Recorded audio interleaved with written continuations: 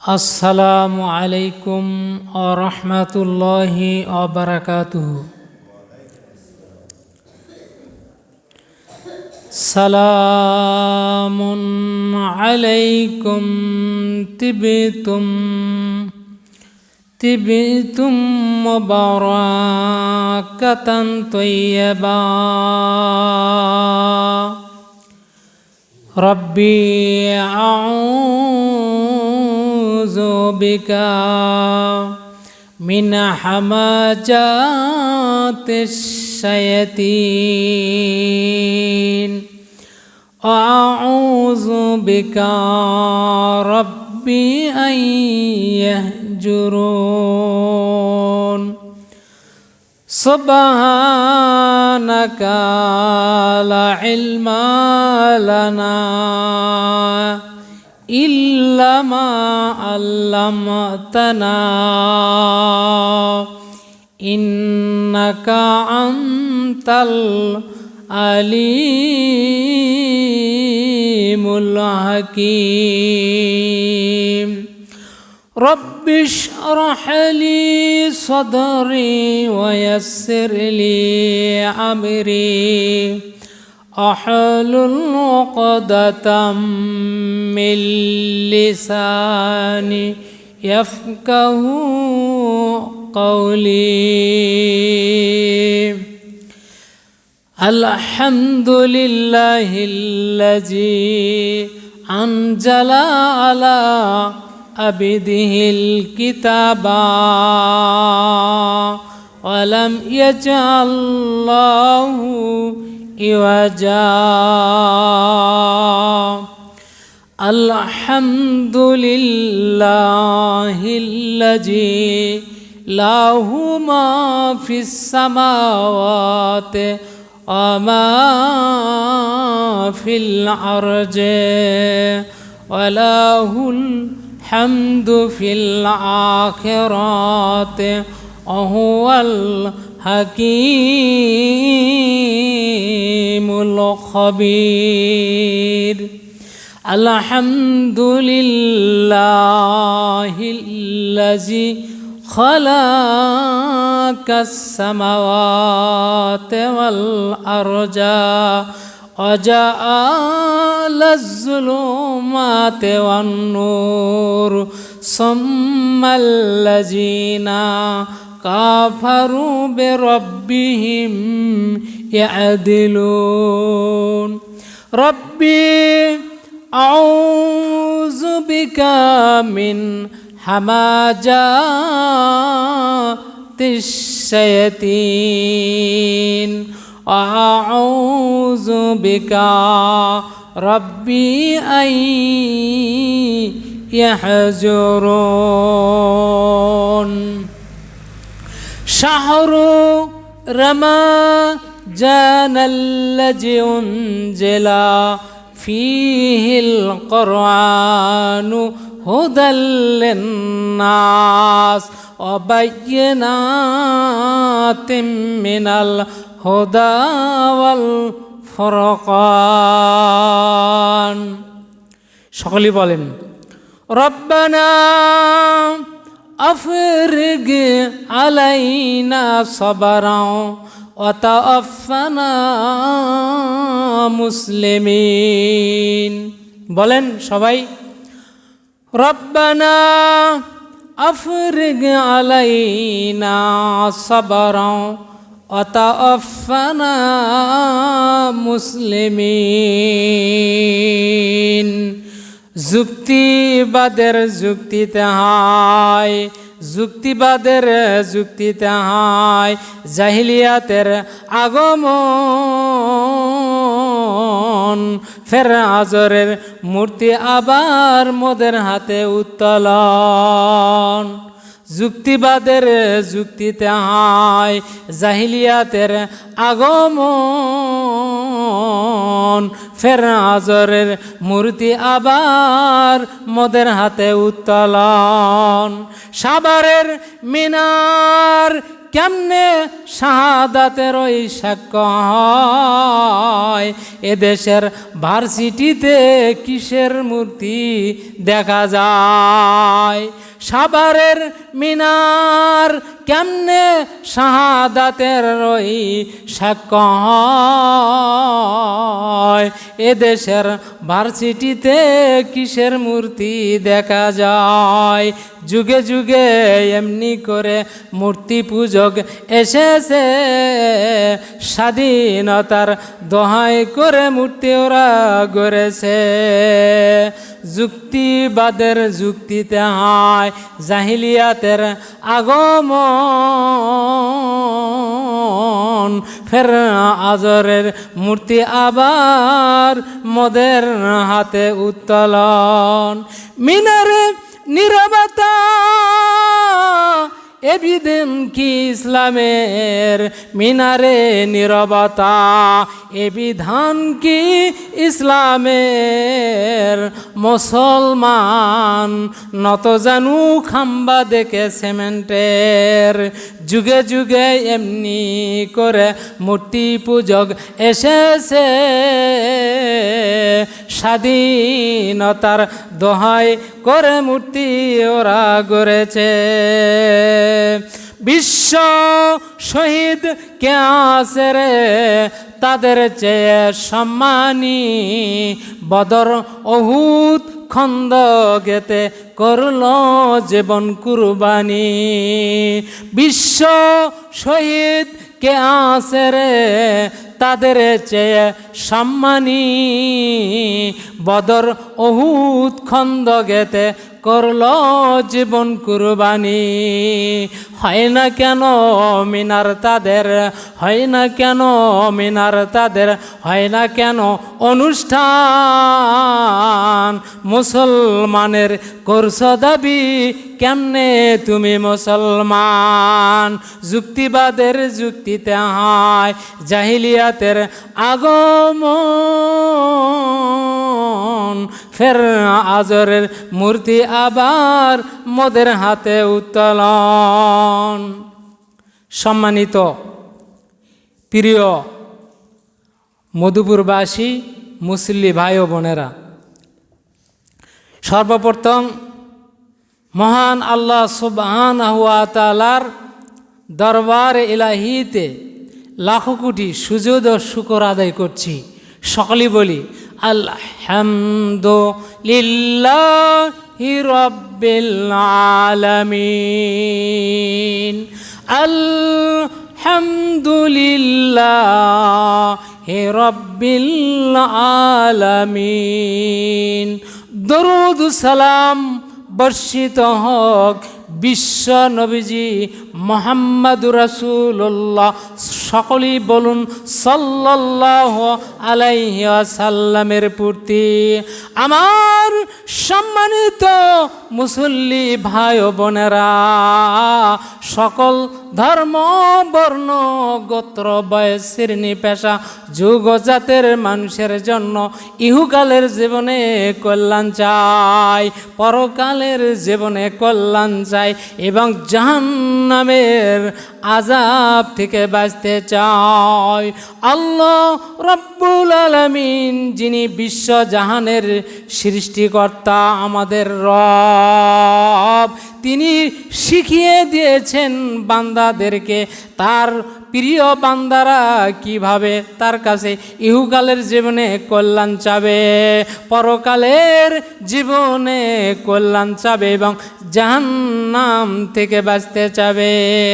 আল্লাহ রব্বুল আলামিন সূরাতুল বাকারা 201 নম্বর আয়াতে বলে দেন, ফামিনান নাস মান ইয়াকুলু রব্বানা আতিনা ফিদ দুনিয়া হাসানাতাও ওয়া ফিল আখিরাতি হাসানাতাও ওয়া কিনা আযাবান নার। দোয়াটি একটু বলুন সবাই।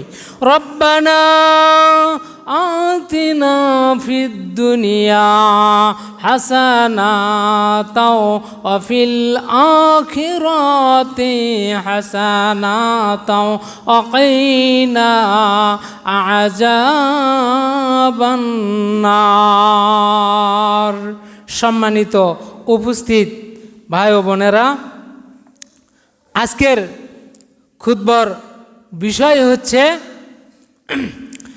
আজকের জুম্মার খুতবার বিষয় হচ্ছে মুমিনের 1 নম্বর কাজ কি এবং শয়তানের 1 নম্বর কাজ কি। শিরোনামটি মনে রাখতে হবে। আজকের বিষয় কি খুতবার, মুমিনের 1 নম্বর কাজ কি আর শয়তানের 1 নম্বর কাজ কি। সম্মানিত ভাইয়েরা, 1 নম্বর কাজ বলতে আমরা কি বুঝি? 1 নম্বর কাজ বলতে বোঝানো হয় কাজটি সবচেয়ে গুরুত্বপূর্ণ, যে কাজের সবচেয়ে গুরুত্ব বেশি তাকে বলা হয় 1 নম্বর কাজ। তাহলে মুমিনের 1 নম্বর কাজ মানে হচ্ছে মুমিনের সবচাইতে গুরুত্বপূর্ণ কাজটি। আর শয়তানের 1 নম্বর কাজ মানে হচ্ছে শয়তানেরও গুরুত্বপূর্ণ কাজটি। গুরুত্বপূর্ণ কাজ অর্থই হচ্ছে 1 নম্বর কাজ। তাহলে যেটা সবচাইতে গুরুত্বপূর্ণ কাজ সেটাতে সফল হওয়ার জন্য সর্বশক্তি নিয়োগ করে প্রচেষ্টা চালাতে হবে 1 নম্বর কাজটি গুরুত্ব সহকারে করার জন্য। 1 নম্বর কাজ বেশি গুরুত্বপূর্ণ কাজে যে যতটা সময়, শ্রম, বুদ্ধি ব্যয় করবে তিনি ততটি সফলতার উচ্চ শিখরে আরোহণ করবে। আর তাই প্রতিটা মুমিনের জেনে নেওয়া প্রয়োজন যে আমার জীবনের গুরুত্বপূর্ণ কাজটি কি, জেনে নিয়ে সেটাকেই গুরুত্ব বেশি দিতে হবে। পাশাপাশি শয়তানের 1 নম্বর কাজ কি, সবচেয়ে গুরুত্বপূর্ণ কাজ কোনটি, সেটাকে ঠেকানোর জন্য করে নিজের সর্বশক্তি প্রয়োগ করে অন্তত শয়তানের 1 নম্বর কাজটি থেকে বাঁচার প্রাণপণ চেষ্টা করতে হবে। সম্মানিত ভাইয়েরা, খেয়াল করুন, কিন্তু বাস্তবে দেখা যায় গোটা বিশ্ব মানবমণ্ডলী তো বটেই, আমাদের মুসলিম বিশ্বগুলো এই 1 নম্বর কাজে আমরা সবচেয়ে বেশি দুর্বলতা। আমাদের মুসলমানদের সবচেয়ে দুর্বল 1 নম্বর কাজটিতে, সবচেয়ে গুরুত্বপূর্ণ কাজটিতে। তাহলে গুরুত্বপূর্ণ কাজ আমরা যদি জেনে না নেই, সেটা যদি গুরুত্ব সহকারে না করি, পালন করি, তাহলে আমাদের ব্যর্থ অনিবার্য। সম্মানিত ভাইয়েরা, তাহলে আসুন মুমিনের 1 নম্বর কাজ কি জেনে নেওয়া হোক। আল্লাহ সুবহানাহু ওয়া তাআলা কোরআনুল কারীমের মধ্যে যত জায়গায় জান্নাতের কথাটি উল্লেখ করেছেন, জান্নাত উপহার স্বরূপ বান্দাকে দেওয়ার প্রতিশ্রুতি দিয়েছেন, তার প্রথমে উল্লেখ করেছেন মুত্তাকি, মুমিন, মুসলিম। অর্থাৎ মুমিনদেরকে আল্লাহ সুবহানাহু ওয়া তাআলা জান্নাত দেবেন, মুত্তাকিদেরকে জান্নাত দেবেন, মুসলিমদেরকে জান্নাত দেবেন। কোরআন, হাদিস, ফিকা, তাফসির, সিরাত, আল্লামা স্কলারদের কোনো কথায় এটা প্রমাণ করে না যে কোনো মৌলবি সাহেবকে আল্লাহ জান্নাত দেবে। জান্নাতি হওয়ার জন্য মৌলবি শর্ত নয়। কোথাও এ কথা বলা নাই হুজুরদেরকে জান্নাত দেওয়া হবে। হুজুরদেরকে জান্নাত দেওয়া হবে, মৌলবিদেরকে জান্নাত দেওয়া হবে, এ কথা বলা নেই। বলা আছে মুত্তাকিদেরকে জান্নাত দেওয়া হবে। মুত্তাকি শব্দটা কি, অর্থ কি? মুত্তাকি কারা? জান্নাত পাওয়ার জন্য কি হুজুর সাজতে হবে একজন মানুষকে? মৌলবি হতে হবে? হাফেজ কারি হতে হবে? না, আল্লাহর ভাষায় মুত্তাকি হতে হবে। মুত্তাকিদের জন্য জান্নাত। এখন মুমিন, মুত্তাকি, মুসলিম এই শব্দগুলোর শাব্দিক অর্থ আলাদা আলাদা থাকলেও পারিভাষিক অর্থ বোঝানো হয় আল্লাহ সচেতন ব্যক্তি, আল্লাহকে বিশ্বাস করা ব্যক্তি। সম্মানিত ভাইয়েরা, খেয়াল করুন, মুমিনের 1 নম্বর কাজ এই দুনিয়াতে পাঠানোর পূর্বেই মানুষকে সচেতন করে দেওয়ার জন্য আল্লাহ রাব্বুল আলামিন বলেন। আল্লাহ রাব্বুল আলামিন কোরআনুল কারীমের মধ্যে বলেন, ফাযাল্লাহুমাশ শাইতানু আনহা ফাখরাজাহুমা মিম্মা কানা ফিহি। এই আয়াতটি বলার পূর্বে আল্লাহ রাব্বুল আলামিন আরেকটি আয়াত বলেছেন, সেটা হচ্ছে ওয়াকুল নাহবিতু মিনহা জামিয়ান ফাইম্মা ইয়াতিয়ান্নাকুম মিন্নি হুদা। আল্লাহ রাব্বুল আলামিন বলেন, আদম আর তার সহধর্মিণীকে জান্নাতের মধ্যে থাকার অনুমতি দিয়ে আল্লাহ ঘোষণা করলেন, আমার বান্দা এবং বান্দি, তোমরা উভয় মিলে ওই যে একটা বৃক্ষ দেখা যায়, ওই বৃক্ষের নিকটবর্তী তোমরা হবে না, ওই বৃক্ষের ফল তোমরা ভক্ষণ করবে না। যদি তোমরা ভক্ষণ করো তাহলে তোমরা অত্যাচারিতদের অন্তর্ভুক্ত হয়ে যাবে, তোমাদেরকে জান্নাত থেকে বের করা হবে।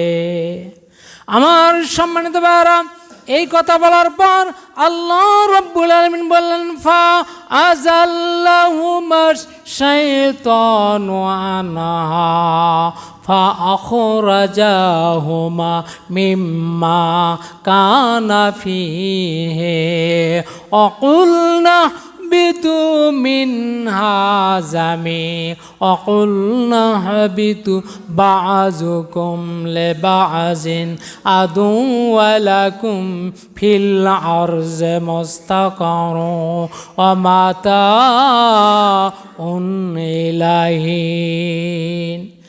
আল্লাহ রাব্বুল আলামিন বলেন, আমি যখন আমার বান্দা বান্দীদেরকে জান্নাতে স্থান করে দিলাম, দেওয়ার পরে সেখান থেকে শয়তান কি করলো, তাদেরকে পদস্খলিত করলো এবং যেখানে তারা ছিল সেখান থেকে তাদেরকে বের করলো।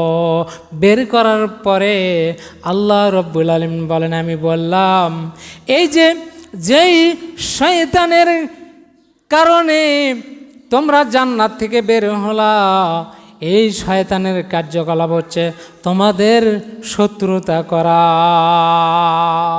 তোমরা একে অপরের শত্রুরূপে দুনিয়ার জমিনে, দুনিয়া নামক একটা গ্রহে যেতে হবে। দীর্ঘদিন তোমাদেরকে একটা সময় দেওয়া হবে, সেই জায়গায় শয়তান থাকবে এবং তোমরা থাকবা।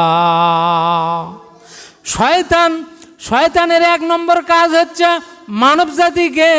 মানব জাতির সাথে শত্রুতা করা, আল্লাহ রব্বুল আলামিনের বিধান সম্পর্কে, বিধান থেকে মানুষকে দূরে রাখা। আর মানব জাতির এক নম্বর কাজ হবে দুনিয়াতে যাওয়ার পরে আমার বিধিবিধানকে জেনে নেওয়া, বুঝে নেওয়া, আমি কি করতে বলেছি আর কি করতে নিষেধ করেছি এটা জেনে নেওয়া।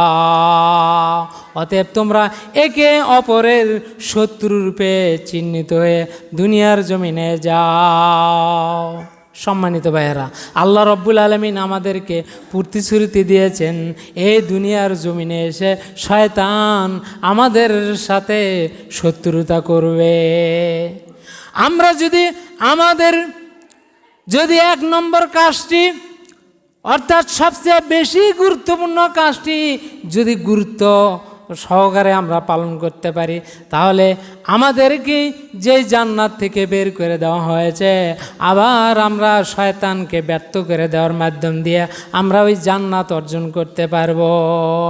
আর যদি শয়তান তার এক নম্বর কাজটি, অর্থাৎ শয়তানের সবচেয়ে গুরুত্বপূর্ণ কাজটি যদি গুরুত্ব সহকারে করার কারণে আমাদেরকে যদি আল্লাহর পথ থেকে যদি সরে দূরে রাখতে পারে, তাহলে শয়তান সফলতা অর্জন করবে এবং আমরা জাহান্নামের অধিবাসী হব।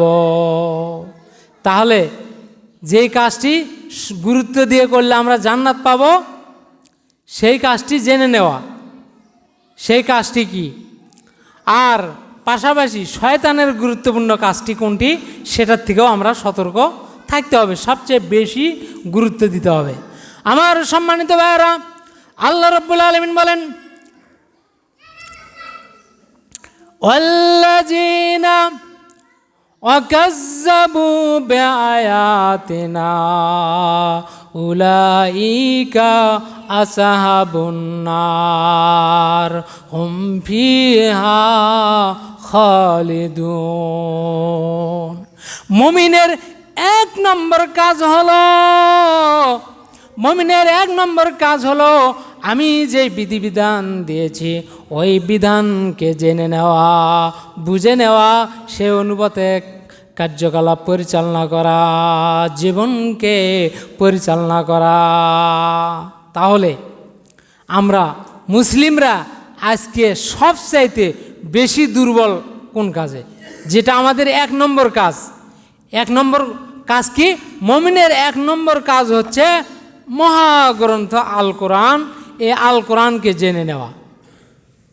এটা হচ্ছে মুমিনের এক নম্বর কাজ। আর শয়তানের এক নম্বর কাজ হচ্ছে এই কোরআন থেকে মানুষদেরকে দূরে রাখা। তাহলে আমরা কতজন মানুষ এই দুনিয়ার জীবনে বসবাস করতে এসে কতজন মানুষ আজকে এক নম্বর কাজ, অর্থাৎ সবচেয়ে গুরুত্বপূর্ণ কাজ যেটা কোরআন জানা, কোরআন বোঝা, কোরআন মেনে চলা, আজকে যদি পার্সেন্টেজ হিসেবে যদি দেখেন কতজন মুসলমানই বা কোরআন পড়তে পারে?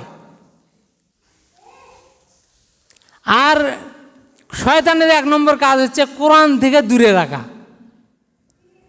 কতগুলো মানুষকে কোরআন থেকে দূরে রাখতে পারছে কোরআন? বলেন। এখন আপনি মমিন, আমরা তো স্বীকার করি যে আমরা সবাই মমিন, আমরা বিশ্বাস করি আল্লাহকে, আমরা মমিন। কিন্তু আমি মমিন, মুসলমান, আমি মোত্তাকি। সারা পৃথিবীর সকল মানুষ, হিন্দুরাও জান্নাতে যেতে চায়, যে মারা যাওয়ার পরে যে হিসেব নিকেশ হবে, তারপরে স্বর্গ নরক, ওদের ভাষায় স্বর্গ নরক, নরক হচ্ছে জাহান্নাম, স্বর্গ হচ্ছে জান্নাত। মুসলমানেরা জান্নাত জাহান্নাম, খ্রিস্টানেরাও বিশ্বাস করে যে পরকালে জান্নাত জাহান্নাম তাদের ভাষায়। প্রতিটা মানুষ চায় স্বর্গে যেতে, প্রতিটা মানুষ চায় জান্নাতে যেতে। কিন্তু সম্মানিত ভাইয়েরা, খুবই গুরুত্ব দিয়ে খেয়াল করুন আমার কথা। আমার কথা হচ্ছে, আল্লাহ সুবহানাহু ওয়া তাআলার সাথে আমরা মানব জাতি, আমাদের কখনোই পৃথিবীতে কোনো মানুষের, এমনকি নবী রাসূলদের সাথেও আল্লাহর সাক্ষাৎ হয় নাই। আমরা কেউ আল্লাহকে দেখি নাই, কিংবা সরাসরি আমাদেরকে আল্লাহ সুবহানাহু ওয়া তাআলা বলেন নাই যে তোমরা এই কাজ করো, এই কাজ না করো, এই কাজ করলে জান্নাত দেবো, এই কাজ করলে জাহান্নামে দেব, কখনোই সরাসরি বলা হয় নাই। তাহলে আল্লাহর সাথে যেমন আমাদের সাক্ষাৎ হয় নাই, নবী রাসূল তাদের সাথেও সাক্ষাৎ হয়নি। আমরা শেষ নবী মুহাম্মদ রাসূলুল্লাহ সাল্লাল্লাহু আলাইহি সাল্লামের উম্মত, কিন্তু আমরা নবীজিকে কখনো দেখিনি। তাহলে আল্লাহকেও দেখি নাই, আল্লাহ সরাসরি আমাদেরকে হুকুম আহকাম বলে দেয় নাই, নবী রাসূলদের সাথেও সাক্ষাৎ হয় নাই। তাহলে আমরা আল্লাহর বিধান জানতে পারবো কোথায়? কার মাধ্যম দিয়ে জানলাম যা এই কথাগুলো আল্লাহ বলেছেন, এই কাজগুলো নিষেধ করেছেন, এই কাজগুলো আদেশ করেছেন? আমরা কার কাছ থেকে জানলাম? আমাদের কাছে ইসলাম পৌঁছে গেছে আলেম ওলামাদের মাধ্যম দিয়ে। এখন যেহেতু আল্লাহর সাথে সাক্ষাৎ হয় নাই, নবী রাসূলদের সাথে সাক্ষাৎ হয় নাই, কোনোদিন ফেরেশতাও আমাদের কাছে আসে নাই, এসে বলে নাই সশরীরে যে তোমরা এই কাজ করো, আল্লাহ এই কাজ করতে বলছে। তাহলে আমরা আলেম ওলামাদের মাধ্যম দিয়ে আমরা যা ওয়াজ মাহফিলে, তাবলিগ ইজতেমায়, জুম্মার খুতবায় যেগুলো বলে যে আল্লাহ এই কাজ করতে বলছে, এই কাজ নিষেধ করছে, তাদের মাধ্যম দিয়ে আমরা জানতে পেরেছি। এখন তাদের কথাগুলো যদি মিথ্যা হয়, আমার প্রশ্ন, মৌলবীরা কি মিথ্যা কথা কয় না কয় না? এই প্রশ্নটা যদি সাধারণ মানুষকে বলি, সাধারণত অন্ধ ভক্ত যারা, তারা বলবেন না হুজুর মানুষেরা মিথ্যা কথা বলতে পারে না। কিন্তু আমি বলতে চাই, এই পৃথিবীতে যদি মিথ্যার ফ্যাক্টরি থাকে, মিথ্যার কারখানা থাকে, মৌলবীরাই সবচেয়ে বেশি মিথ্যা কথা বলে। তাহলে মৌলবীরা যদি মিথ্যা কথা বলে, তাহলে আল্লাহর বিশুদ্ধ কথাগুলো আমরা কোথায় পাবো? সম্মানিত ভাইয়েরা, আল্লাহ সুবহানাহু ওয়া তাআলা আমাদেরকে বোঝানোর জন্য, যাতে করে পৃথিবীর কোনো মানুষ এবং জিন শয়তান কেউ যেন আমাদেরকে ধোঁকা দিতে না পারে, এই জন্য আল্লাহ সুবহানাহু ওয়া তাআলা বলেন,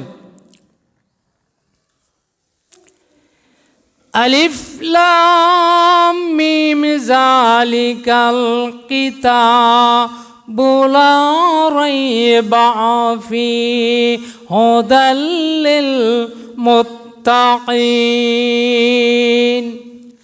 আল্লাহ রাব্বুল আলামিন বলেন, বান্দারা, এটাই হচ্ছে জালিকাল কিতাব, এটাই হচ্ছে বিশ্ববাসীদের জন্য একমাত্র কিতাব, যেটা আমার বিধান, এই মর্মে কোনো সন্দেহ নাই।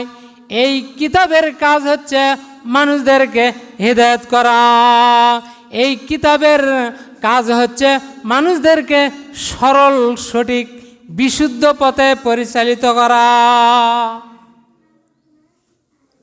এই পৃথিবীতে একমাত্র বিশুদ্ধ কিতাব, আল্লাহর কথাগুলো বিশুদ্ধ মর্মে যদি পাওয়া যায়, তাহলে কোরআনই পাওয়া যাবে একমাত্র সত্য গ্রন্থ। আপনি একটা হাদিস পড়ে দেখেন, হাদিসের মধ্যে কত গোজামিল, এক এক ধরনের মৌলবীর এক এক রকমের হাদিস। কি জন্য? হাদিসের মধ্যে জাল হাদিস আছে, হাদিসের মধ্যে জয়ীফ হাদিস আছে, হাদিসের মধ্যে বানোয়াট হাদিস আছে। তারা 100 হাদিস কখনোই সত্য নয়। এরপরে তাফসীর গ্রন্থ পড়বেন, পৃথিবীতে রাসূল সাল্লাল্লাহু আলাইহি সাল্লামের যুগে কোনো তাফসীর কিতাব ছিল না। রাসূল সাল্লাল্লাহু আলাইহি সাল্লামের ইন্তেকালের পরে তাফসিরের কিতাবগুলো এসেছে। সে তাফসিরের কিতাবগুলো যখন লিখছে লেখকেরা, এক একজন তাফসির ইবনে কাসির লিখেছেন, তাফসির ইবনে কাসির, তাফসির ইমাম কাশ্যপী রহমতুল্লাহ আলাইহি লিখেছেন তাফসিরে কাশ্যপ, তাফসিরে বায়জাবি, তাফসিরে জালালাইন, অসংখ্য তাফসিরের কিতাব পাবেন। কিন্তু এই তাফসিরের ভিতরে যখন ঢুকবেন তখন দেখবেন যে কোনো দুইজন মুসলমান এক বিছানায় ঘুমাতে পারবে না। এরা মানুষকে বিভক্ত করে দিছে। তাহলে কোনটা সঠিক কোনটা ব্যাঠিক আপনি কেমনি বুঝবেন? একমাত্র কোরআনুল কারীম হচ্ছে এমন একটা কিতাব যেটার গ্যারান্টি প্রতিটি পাতায় পাতায় আল্লাহ সুবহানাহু ওয়া তাআলা দিয়েছেন। আর আল্লাহ এ কথা বলেছেন, ইন কুনতুম ফি রাইবিম মিম্মা নাযালনা আলা আবিদিনা ফাআতু বিসুরাতিম মিন মিসলিহি উদউ শুহাদাআকুম মিন দুনিল্লাহি ইন কুনতুম সাদিকিন।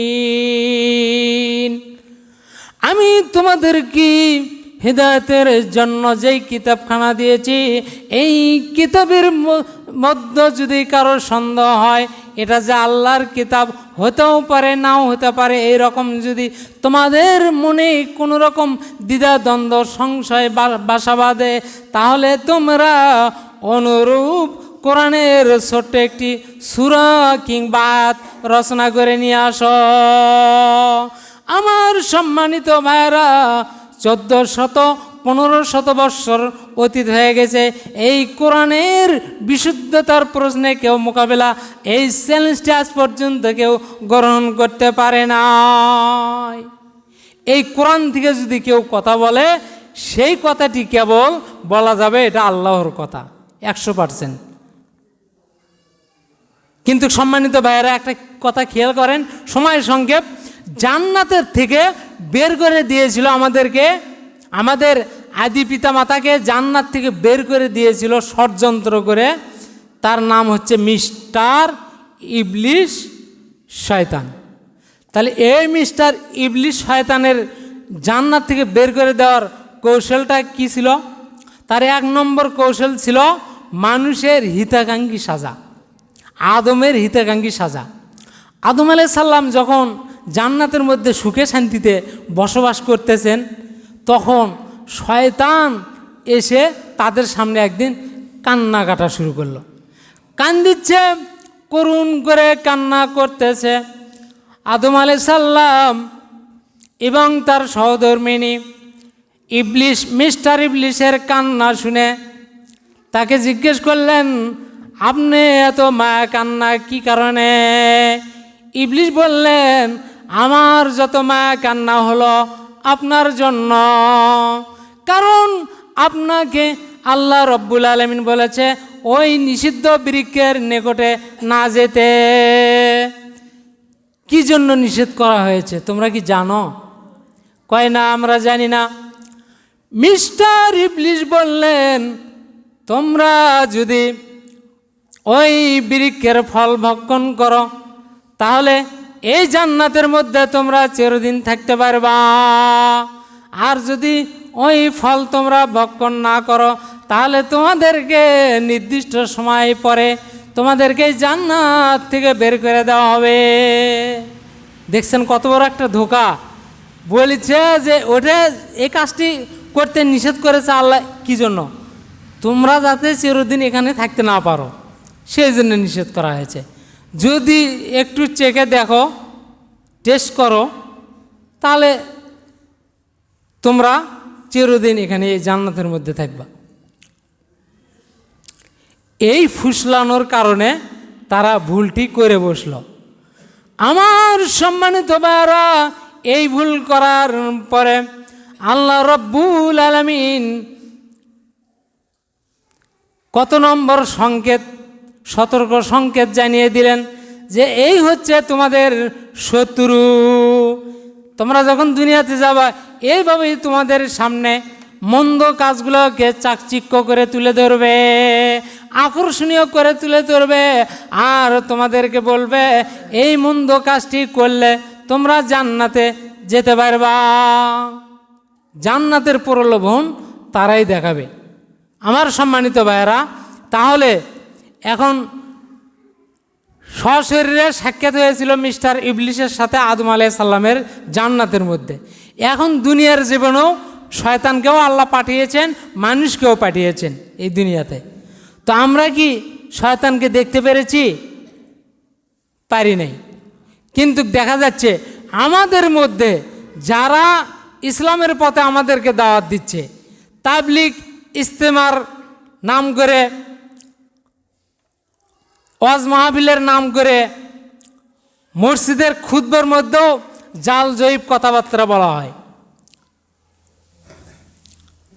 সম্মানিত ভাইয়েরা, তাহলে কোন কথাটি মিথ্যা বলল আর কোন কথাটি সত্য বলল, এটা যাচাই করব কি দিয়ে?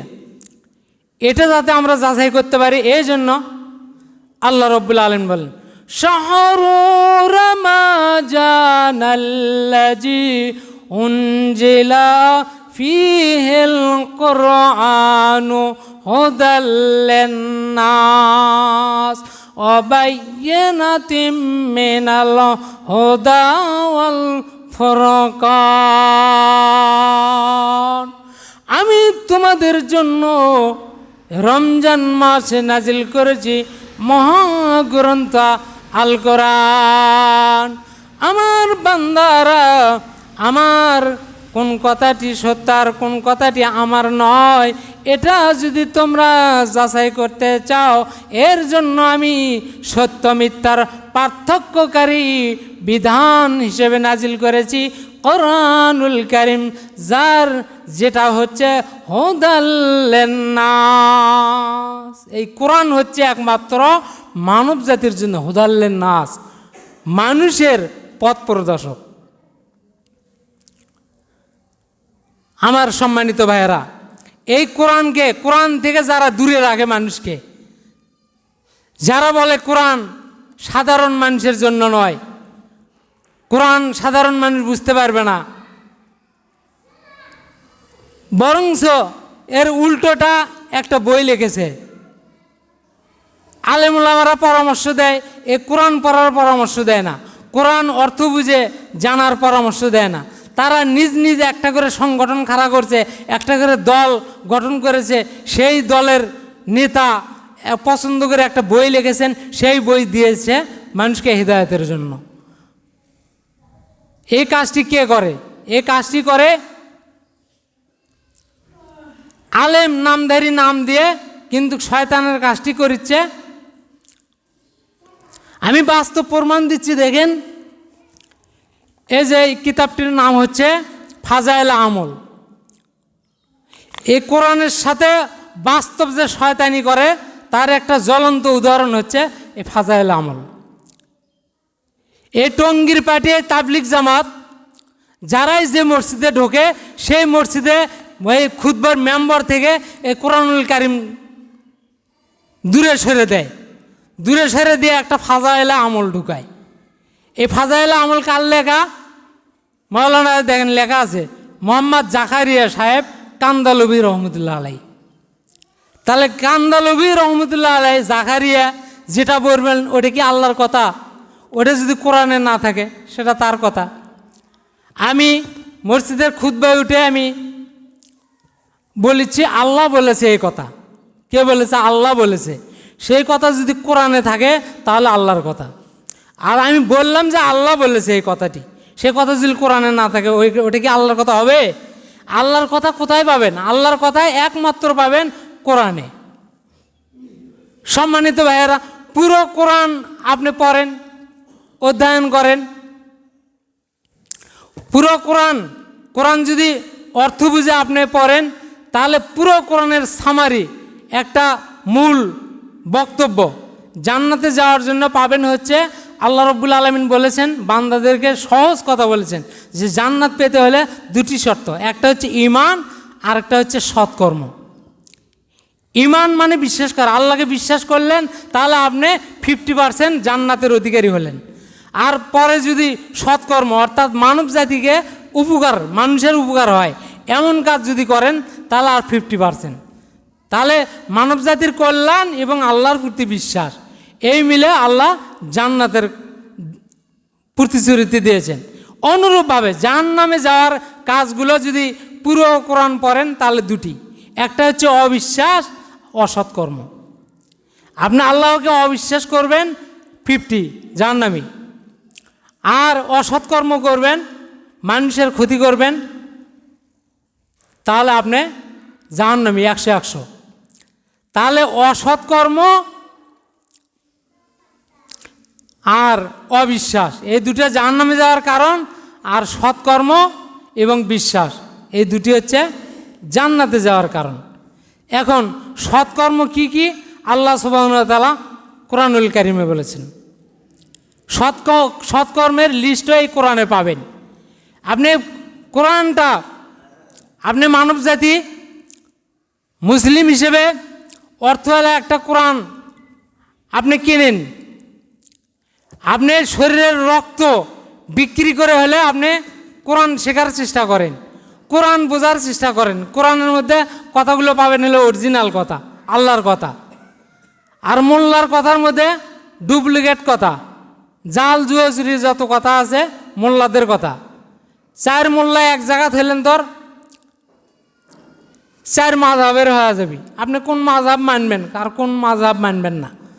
অথচ কিতাব দিয়েছেন আল্লাহ একটি, বলছে এই কিতাব তোমাদেরকে আমি দিয়েছি, তোমরা এটা ফলো করো, আমি তোমাদেরকে জান্নাত দেব। আজকে আমরা কোরআনের ধারে কাছে নই, আমরা বিভিন্ন আলেম ওলামাদের লিখিত কিতাবের পিছনে ছুটছি।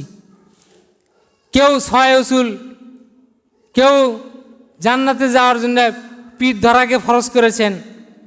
পিতা মাতার খেদমতের কথা নাই, কিন্তু পীরের খেদমতের কথা নিয়ে ব্যতিব্যস্ত। সম্মানিত ভাইয়েরা, এই মানব জাতিকে, পুরো মানব জাতিকে জাহান্নাম থেকে বাঁচাতে হলে এবং দুনিয়ার জীবনে সফলতা অর্জন করাতে হলে কোরআনই একমাত্র আপনার নির্ভুল বিশুদ্ধ পথ হতে পারে। কোরআনের কাছে আসতে হবে। খালি মুসলিম কেন, অমুসলিমদেরকেও এই কোরআন পড়তে হবে। তারা যদি কয় সৃষ্টিকর্তার বাণী আমি জানব, তাহলে কোরআনই পড়তে হবে। কোরআনই একমাত্র সৃষ্টিকর্তার বাণী। ফাজাইলে আমল দিয়ে মানুষকে হিদায়াত করার কথা আল্লাহ বলে নেই। এই 6 উসুলের তাবলিগ আল্লাহ রাসূল বলেননি। আল্লাহ রাসূলের সময় কোনো সাহাবায়ে কেরাম 40 দিন 3 দিন 7 দিনের কোনো চিল্লাও করেনি, 3 দিনের জন্য সময় লাগায়নি, এভাবে সিলেবাস তৈরি করেননি। এই সিলেবাসটা তাবলিগ জামাত তৈরি করলে হলো কি 1941 সালে। তাহলে 1941 সাল রাসূল সাল্লাল্লাহু আলাইহি ওয়াসাল্লাম ইন্তিকালের 1300-1400 বছর মানুষকে যে হিদায়াত দিল, আরব বিশ্ব কোন কিতাব দেয় মানুষকে হিদায়াতের জন্য দাওয়াত দেয়?